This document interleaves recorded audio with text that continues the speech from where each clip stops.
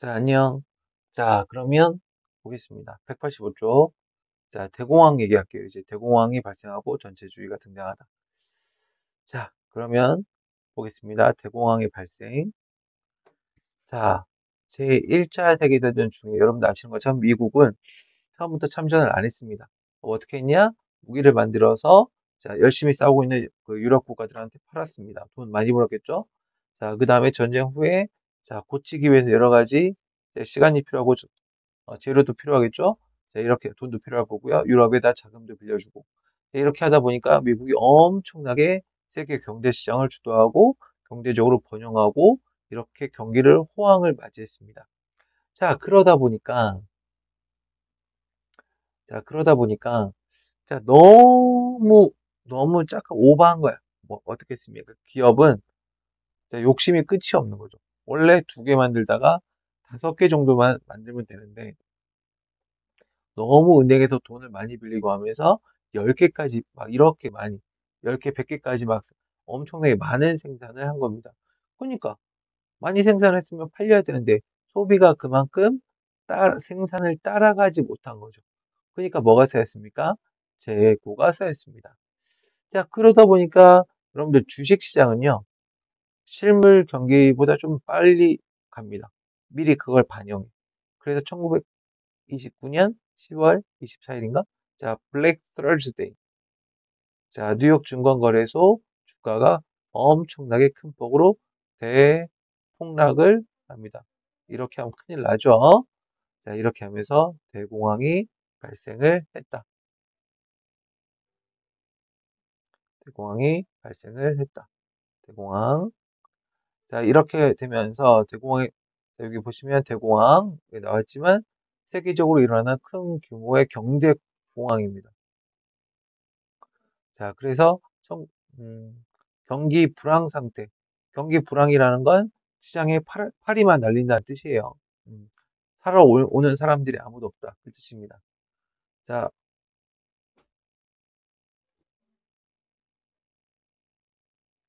자, 그래서 불황기에는 대체로 경제 활동이 침체되어 자, 물가 임금이 내리고 가장 중요한 건 생산도 안 되고 실업이 늘어나게 된다.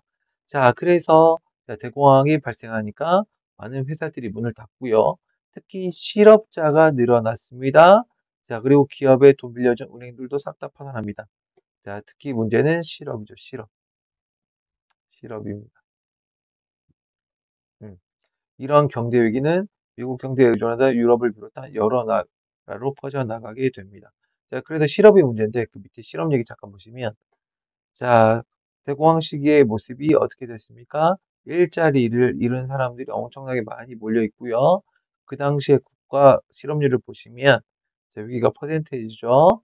자, 원래는 한 5% 전후 많아 해봐야 10% 넘었는데 어디까지 올라갔습니까? 미국은 자, 원래 3% 정도였다가 거의 다 20%대를 넘었습니다. 20% 넘었죠. 엄청나게 높은 겁니다. 엄청나게. 지금 우리나라의 실업률은 3, 4%, 3.5% 정도밖에 안 합니다. 그래서 그 실업이 가장 큰 문제다. 실업이 너무나 큰 문제다라고 알아두시면 좋을 것 같습니다. 실업. 자, 그럼 이거 어떻게 해야 될 거냐? 어떻게 극복을 해야겠죠? 자, 2가지 스타일로 극복이 됩니다. 하나는 자, 미국 스타일, 자, 하나는 영국하고 프랑스 중심의 스타일. 자, 그럼 미국 스타일은 뭐냐? 자, 수업 시간에도 얘기했지만 존 메이너드 케인즈라는 사람이 자, 정부가 적극적으로 개입하셔야 됩니다. 그러면서 대공황의 원인인 수요를 올려야 됩니다. 라고 말하면서 자, 미국의 루즈벨트 대통령은 자유방위 경제 원칙을 수정합니다. 수정. 바꾼다는 얘기죠. 자유방임주의는 절대 정부는 개입하지 말아라였죠. 근데 이거는 정부가 생산활동에 적극 개입해야 됩니다. 그러니까 자유방임주의가 수정이 됐죠. 그 얘기입니다. 자, 뉴딜 정책을 펼쳤다. 자, 그럼 뉴딜 정책, 이를 통해 미국은 생산량을 조절하고 특히 자, 테네시강 유역개발공사와 같은 대규모 공공사업을 벌입니다. 이거 이렇게 큰 댐을 짓거나 이렇게 하는 거죠. 이렇게 하면 자, 일자리를 많이 만들 수 있겠지? 자, 일자리를 만들면 사람들이 돈을 벌겠네요. 그 번 돈으로 뭐 할 겁니까? 소비를 할 겁니다. 맞죠? 자, 그러면서 실업자를 구제하고, 자, 실업자가 구제가 되면 돈을 벌니까 구매력이 향상이 될 겁니다. 그럼 소비가 올라가겠죠. 그러면 대공황을 해결할 수 있다입니다. 자, 그다음에 뉴딜 정책에는 이것뿐만이 아니고 노동자의 권리도 보장하고, 자, 사회보장제도. 그냥 이건 노동자 이거 일자리를 만들어도 몸이 아파서 일을 못하는 사람도 있을 거 아니야. 그분들을 위한 사회보장제도도 만든 겁니다. 자, 정부가 나섰으니 이렇게 대공황을 슬기롭게 극복할 수 있게 되었네요. 자유방임주의가 정답만은 아닐 수가 있다는 겁니다. 자, 그럼 영국하고 프랑스는 어떻게 했는지 보겠습니다. 영국하고 프랑스는 자, 결국 수요 문제였잖아, 맞죠? 자, 근데 뭘로 해결을 합니까? 자, 식민지 갖고 해결을 합니다. 그래서 경제적 유대를 강화하여 대공황을 극복했는데 어떻게? 과잉 생산된 상품을 어디다 팔아? 식민지에다 파는 겁니다. 그리고 수입품에 높은 관세를 물려 수입량을 억제하는 보호무역 정책도 실시를 한 겁니다. 보호무역. 오케이? 자, 그래서 보시면 자, 여기 영국하고 자, 뭐 인도 뭐 이렇게 있고 자, 이렇게 있고 그다음에 인도 어디 이집트 이런 나라들이 있죠? 자, 이런 나라들로 이제 이렇게 묶어서 여기 안에끼리는 관세를 안 붙여. 그냥 여기다 그냥 팔면 돼. 맞죠? 근데 외국에 뭐 옛날에 A국이 여기다가 어떤 물건을 팔고 싶을 때 관세를 엄청 높게 때려버립니다. 그러면 물건 많이 못 팔겠죠. 결국 영국 자기네만 팔고 싶은 거예요. 맞죠? 자, 그러면 이렇게 우리끼리는 보호가 되니까 보호 무역이 되고요. 자, 그럼 이런 경제를 우리가 뭐라고 합니까? 블록 경제라고 하는 거죠. 블록 경제. 오케이? 이렇게 블록을 지었다 이겁니다. 이렇게. 자, 이렇게 해결을 했습니다. 오케이? 자, 그러면 이렇게 보고요. 음. 자, 그러면 이거를 슬기롭게 해결했죠. 미국이랑 영국, 프랑스는. 근데 이게 슬기롭게 해결이 안 된 나라가 있습니다. 누굽니까? 자, 이탈리아, 일본, 독일이라는 나라입니다. 자, 그럼 얘네들은 과연 어떻게 했는지 자, 보도록 하겠습니다. 자, 전체주의 국가의 출현.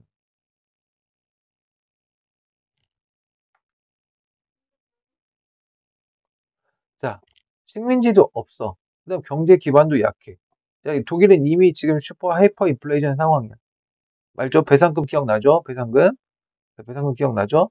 자, 그러니까 너무 그리고 이탈리아는 왜 여기 들어갔냐? 1차 세계대전의 승전국이긴 한데 자기네한테 돌아온 게였어. 그러니까 너무 열을 받은 거야, 지금 이미 애시당초. 그리고 일본도 이게 잘 안 됩니다. 자, 얘네들은 대공황 전후 경제적 혼란과 사회적 혼란이 너무 덮쳐오니까 이걸 어떻게 해결할 거냐 고민을 하다가 자, 전체주의 세력이 자, 세력이 권력을 잡게 됩니다. 그럼 전체주의가 뭐냐? 개인의 모든 활동은 모두 오로지 민족이나 국가와 같은 전체를 위해서만 쓰여져야 된다, 존재해야 된다라는 이념인 거죠. 그러니까 국가를 위해선 개인은 죽을 수도 있다. 이 소리입니다. 자, 이념을 바탕으로 국가 권력이 국민 생활을 통제하는 독재 체제이다. 대표적인 게 이탈리아의 파시즘, 그다음 독일의 나치즘이 대표적이다. 나치즘을 상징하는 이 문양이죠, 이게.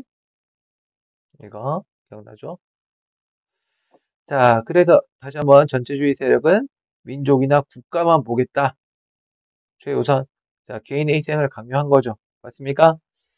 음, 자, 그런 거를 했고요. 자, 그러면 대표적인 새나라 어디? 이탈리아는 자, 누가 이끌었냐? 무솔리니라는 사람이 이끌었습니다. 무슨 당? 파시스트당. 그래서 파시즘이죠. 파시스트당, 파시즘. 오케이? 자, 그리고 파시스트 정부는 시민들의 자유를 억압하고 일당 독재를 강화하였다. 자, 독일은 어떻게 했습니까? 경제가 회복되던 중에 대공황으로 다시 타격을 입었다. 자, 누가 이끌었습니까? 히틀러가 이끌죠. 나치, 그래서 나치즘이죠. 인기를 얻고 일당 독재를 수립하여 자, 히틀러가 한 핵심은 뭡니까? 게르만 우월주의를 앞세워서 유대인을 박해하는 등 인종차별 정책을 펼쳤다. 자, 그 다음에 세 번째 나라 어디? 일본. 자, 일본에서는 군부가 권력을 잡고 군국주의를 강화했다. 자, 군국주의란 뭡니까? 국가의 가장 중요한 목적을 군사력에 의한 대외적 발전에 두고 전쟁 준비가 가장 중요하다. 그냥 싸우고 있던 얘기죠. 자, 그래서 독일, 그 다음에 이탈리아, 그 다음에 일본. 자, 이탈리아의 무솔리니 파시스트, 독일의 히틀러의 나치, 그다음에 일본의 군국주의. 이렇게 보시면 됩니다. 자, 즉 전체주의 국가들이죠. 자, 국가 민족의 번영을 앞세워 시민들의 자유를 억압하고 군비를 늘려 대외 침략에 나섰다. 결국 이 대공황을 해결하는 방법은 대외 침략인 거죠. 자, 그래서 일본부터 보겠습니다. 일본이 어떻게 했는지. 일본은 우리나라 위에 만주에다가 자, 괴뢰국 정부를 세우는 자, 그런 짓을 했습니다. 만주 사변을 일으켜서 자, 만주에 만주국을 세웠습니다. 자, 그리고 1937년에 중일 전쟁을 일으켜서 중국 본토를 침략했다. 오케이. 자, 만주 사변과 중일 전쟁. 오케이. 자, 그 다음에 이탈리아는 자, 에티오피아를 쳐들어가죠. 에티오피아를 침략합니다. 자, 그 다음에 독일은 어떻게 했냐? 오스트리아를 일단 병합하고 체코슬로바키아를 점령하겠다. 자, 이렇게 준비를 하는 거죠. 다 쓸어버릴 준비. 자, 그래서 볼 건데, 보시면, 자, 전체주의는 어떤 성격을 갖고 있을까? 이거 읽어보면 여러분들 진짜 깜짝 놀랄 겁니다. 이탈리아의 파시즘.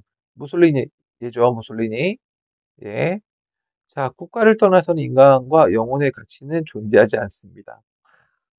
어떤 단체도 국가를 떠나서 존재하자며 국민이 국가를 발생시키는 것이 아니라 국가가 국민을 창조한다. 오직 전쟁만이 인간의 힘을 가장 높은 정도에 이르게 하고 이에 직면할 용기를 가진 국민에게 고귀함을 부여한다. 맞죠? 핵심 단어 국가, 그 다음에 전쟁 이렇게 되는 거죠. 자, 이 히틀러는 한 줄 더 뜹니다. 맞죠? 히틀러. 자, 민족주의 국가는 인종을 모든 생활의 중심을 둬야 된다. 자, 국가는 인종의 순수성을 유지하기 위해 노력해야 된다. 자, 우리 독일 민족, 게르만 민족에 어울리는 영토를 이 지상에서 확보해야 될 것이다. 여기 무슨 얘기 있습니까? 인종 얘기 나왔죠. 인종 차별. 자, 게르만족. 자, 그 다음에 그에 따른 영토 확보, 전쟁을 얘기하는 거죠. 자, 둘 다 미친놈들입니다. 맞죠? 자, 이렇게 보시면 되겠고. 자, 그러면 일단 제2차 세계대전은 다음 영상으로 넘어가겠습니다. 오케이? 자, 그러면 안녕.